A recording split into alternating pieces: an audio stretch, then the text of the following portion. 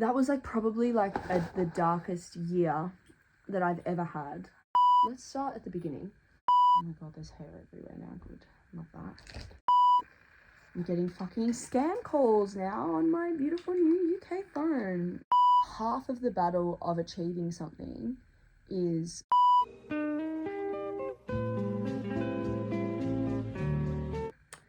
hello everyone, welcome back to my channel. Tried to film this video twice now, failed, so I thought I would try again while I'm getting ready for work.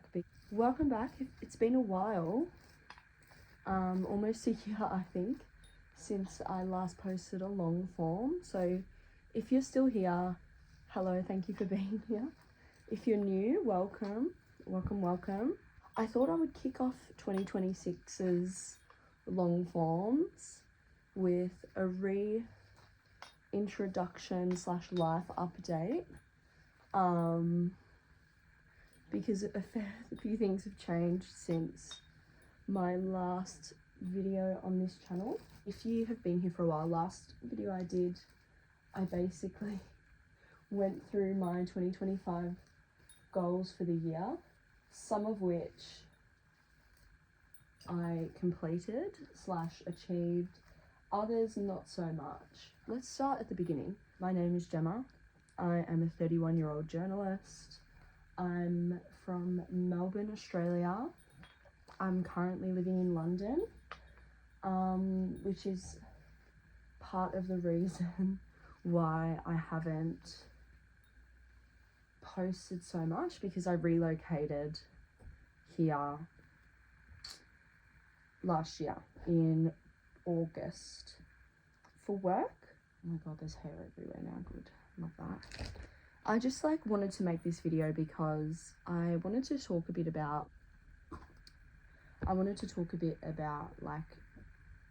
setting goals and manifesting and all that kind of stuff, and actually committing to dreams.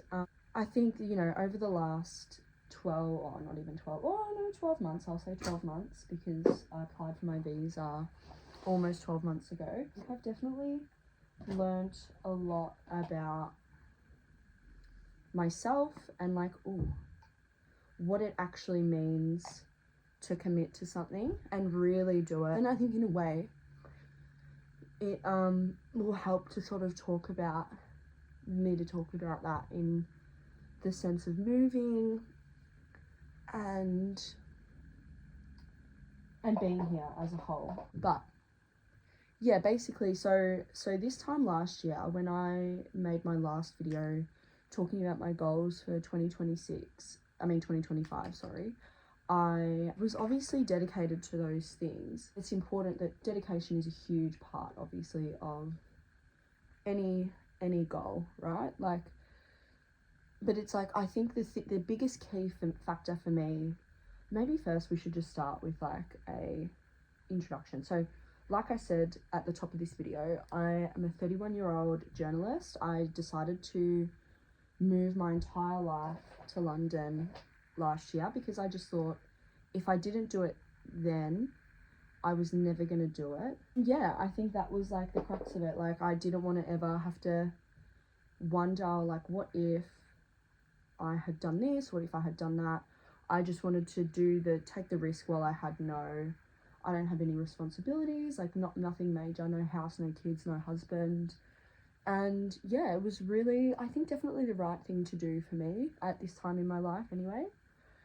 And it hasn't super paid off yet, but time will tell, I suppose. But yeah, so I relocated to London last year. Like I said, I'm a journalist. I work at one of the major papers here.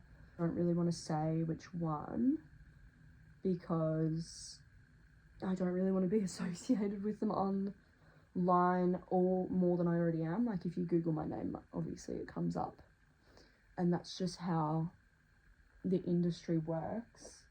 Sometimes you have to do jobs that you don't really want to do, which is okay. And it's just I'm getting experience and figuring it out while I'm here. So I'm happy to do this for a little while, but hopefully I will be getting a different job in the next 12 months. But yeah, so I moved over. That was one of my goals from last year. If you have been around that long, far so good. I could be doing better for money, but I think that's just a normal London problem. And yeah, I don't know what else to say. Like, I love pop culture, music, books. I'm obviously a reader. I'm a huge traveler, which is what takes up a lot of my time and money. So hopefully there'll be a few more vlogs, travel vlogs this year now that I'm in Europe. Summer is going to be like a super fun time. And yeah, that was it basically. So last year I had a few goals that I really wanted to achieve. One of which was moving. I think that was the biggest one that was on the list of things to do.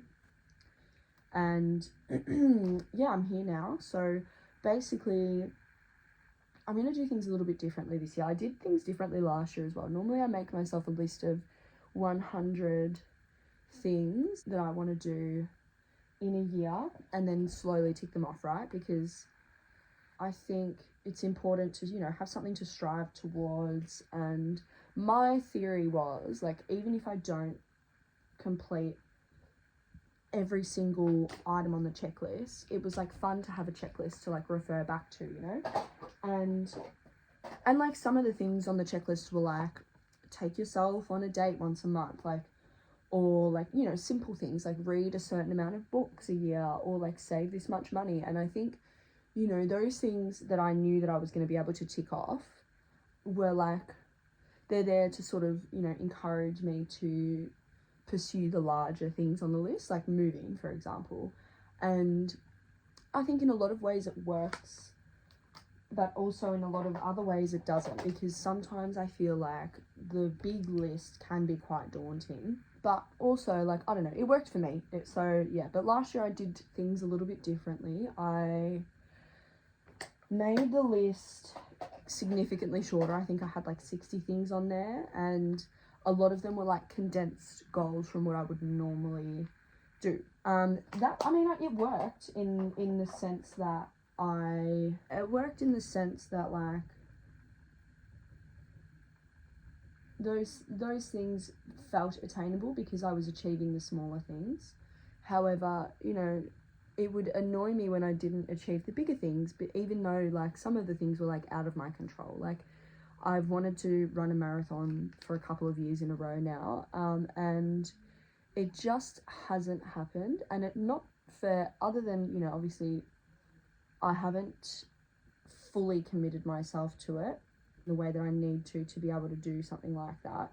Also, like, you know, the first year when I decided I wanted to do that, it was COVID, and I had so much more time to, you know, dedicate to running. And I know there are going to be people that are going to be like, well, if you really wanted to do it, you would dedicate things. And it's like, you know what? Yes, you're right. But also, like, there were other things on the list that I dedicated my time to, and they turned out. So yeah, but I think the big list was daunting and also unrealistic in that I probably was never going to ever complete the list of 100 things, no matter how much spare time I had or how much luck I had or whatever. So there's that. But the other thing is so last year I did it a bit differently. I made the list smaller, more condensed, and also the goals that I wanted to do, I just was like, you know what, fuck it, like, let me believe that I can do these goals and make them the big goals that they are. For example, moving. And so the year before, 2024, I was like, planned to move overseas. And then last year was move overseas, and I did that, which I'm very proud of myself for. And I think that was like the biggest thing on my list, right? Like, moving here. So I like not super upset about the other things that didn't happen, because I think like this was the biggest thing that I really wanted to happen, and I made it happen. With that being said, this year I'm doing it a little bit differently again. I thought that by making a video last year outlining my entire goals business, I would keep myself more accountable. Unfortunately, that's not the case. I'm just not one of those people. I don't really give a fuck about other people's opinions. But I think this year, because I know that I can achieve things that are massive like this. Like, I think anybody that moves overseas and successfully does it, like, I know I'm saying that loosely for me at the moment, I'm still in my first like 6 months obviously, but like anybody that can do it and last this long, I think can do anything. And so I'm taking that energy now into this year. 1 second. I'm getting fucking scam calls now on my beautiful new UK phone.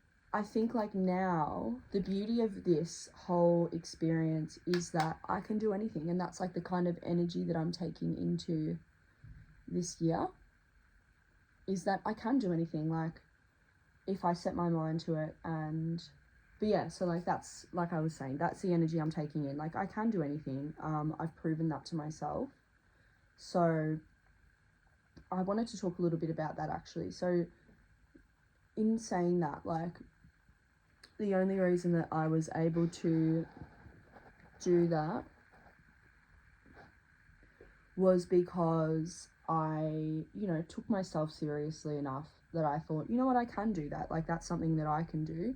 And I did it. And I think like that's half of the battle of achieving something, is believing that you can do it. Not imposter syndrome, because I definitely have imposter syndrome often, but like just having the guts, I guess, to just try, even if you think it might fail. Like I definitely, there are still moments now where I think, who am I to move overseas? Like who am I to do this? But I think it's just having the guts to sort of commit to yourself and say, you know what, even if it doesn't work, I'm going to give it a red hot go, as the Aussie mums would say. But like it's so true. Like you might as well give something a go, because it's like, what if it does turn out? Or like, what if it turns out 1 million times better than what you originally thought? And I've been thinking quite a lot about that actually the last like few weeks. Like just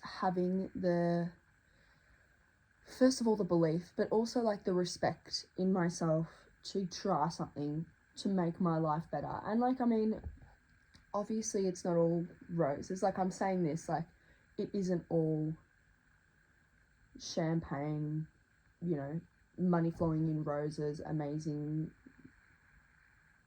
all full glory at this moment in time. Like there are definitely things that I'm like, oh my God, I cannot believe I'm doing this. But at the same time, I'm kind of just like, well, at least now I know that I can, first of all, commit to myself to make such a huge life decision. And second of all, like I'm not scared to take that risk. Like I think that's the crux of it. I'm not scared to take a risk. And I really like that about myself actually. And I really want to like celebrate that in myself, you know? So yeah, and I think that like a lesson can be learned by anybody really from that. And it's like, if you really want to do something, you like, there are, I mean, obviously there are barriers to entry for certain things, but like if you really want to do something and you're committed to it, and you can find a way, there's nothing that's stopping you from doing it. And that to me is like the most powerful thing to know, that like whatever I decide to do, I can actually do it and like achieve it. Like if I give it enough time, energy and discipline basically. And like the whole point of me making this video is not to say like, I'm definitely not living the dream right now. Like there are definitely parts of this situation that I don't love at the moment, but at the same time, I think the most important thing to me is recognizing that I'm living part of a dream that I didn't even think was possible a decade ago. And that's another thing I've been like, I was thinking about recently, is like how much my life has changed since I was 21. Like I'm 31 now, obviously, about to turn 32. When I was 22, I was like experiencing the worst breakup of like I have ever experienced. And there was so many things that happened that year that I just was like, I literally was like, I'm just proud of myself for being here at this point. I did not imagine that my life would look anything like it does now a decade ago, when I was like depressed and like literally going through the trenches with my ex-boyfriend at the time. And it just is like crazy now, because I think like all of these things have happened in the last decade. Hold on. And yeah, I just think like the thing that has sparked this trip down memory lane for me is like watching, like seeing so many people reminisce about like what their 2016 was like. And I just think back to like 2016 for me, and I was trying to find photos of myself at that age a few days ago, because I was like, I want to know what I, you know, what was I doing, what was I looking like. And then I realized like it was such a dark, that was like probably like the darkest year that I've ever had. You know, it's like I always think like it's so silly to be dictated, like to know that my life was like at that time dictated around like a man and how he was treating me and whatever. But like that's just what it was, and I'm like not ashamed of it. And there's been so many things that I've learned in the last like 10 years that I think really have shaped me, obviously. And I didn't spend my 20s like worried about a man because of him. So thankfully, at the time I literally wanted to die, but you know, in the decade that has passed, I've grown to be thankful for his you know, his behavior, because I think if I hadn't experienced that level of heartbreak at that time, I wouldn't have been able to let go, first of all, and I wouldn't have been able to like get to a point in my own life where I just rejected other people's narratives and made my own. I would probably have still been a slave to the opinions of others. And you know, there are many things. Like, he was a very avoidant person, and maybe I'll make a video about what I've learned in the decade of being single, basically, because I haven't had a relationship since then, which is crazy. But I think, you know, there are many things that I learned from him being avoidant, and the results that's had on me. Like, those things, you know, they don't really ever leave you. And I'm still, even to this day, noticing differences in my behavior between like back then and now. So there's that. But I just think it's like, I'm really, for the first time since my early 20s, feeling like I'm really coming into myself, and that I know myself for who I am. And I love that for me. Like, and I think, you know, I'm coming to the end of my Saturn return, and it's kind of crazy that like I think about, like, when I think about what's happened in the last 3 years, let alone the last 10, you know, like since my Saturn return began like a year or two ago, I definitely, like, I think about that, and I think, you know, I got my old job, where like my first journalism media job in this time. I moved countries in this time. I've completely changed the job that I do, even though I'm still a reporter. And, you know, I'm still shaping what I want to become. And I think back to like when I was 22, I still wanted to be a lawyer. And it's kind of like, I just think like, what if all of that changed in a decade? What is next in the next decade for me, right? And, you know, I kind of love that everyone is now reminiscing on 2016, because I think it was such a formative year for so many people, regardless of our ages, especially millennials. Like, there was so much going on, you know, the boom of social media, like all of that stuff. And I just really think like it's so fun to look back and think all of that stemmed into what we have now. And, you know, there are so many negative things. I fully understand and agree with that. But I'm also like, I also think, you know, how beautiful that we have this platform that we can all talk to each other on. And look, I'm gonna finish this video here, but I just want to say, like, there's this beautiful writer called Dominique on Instagram that I follow. She was on a couple of reality TV shows in the US, and then and she's basically, like, I don't know how I found her. I think I already followed her on TikTok before she was on them, and then I've just continued because I really like her content. But she said the last like 12 months she's sort of been doing this project on herself, and she's called it her like creative resurrection, I believe. That could be incorrect. I'll put her a screenshot of her, not that she needs me to like promote her or anything, but I just don't want people to think that I'm stealing an idea when I'm definitely not. I'm crediting her because she's like such a smart, intelligent person, and I think, you know, I've learnt and been inspired by her so much in the last 12 months. But like, she was doing this thing called like her creative resurrection. I'm pretty sure that's what she called it. And so this year, essentially, to circle back to the beginning of the video when I was talking about my own goals, this year I want to really lean into having not a creative resurrection, because I think I've definitely still been creative and been doing things, but I really want to lean into having a creative renaissance. And like, in saying that, I want to go back to basics. I want to learn new things. I want to be more open to learning and what's that word when you're curious? Like, I really want to re-spark my own curiosity and learn different things and not limit myself to the beliefs of like society and what I can do and what I can't do and all these things. And I just really want to take a leaf out of Leonardo da Vinci's book, and he did not limit himself one bit. He was a painter, an inventor, a sculpturist, a writer, all these things, and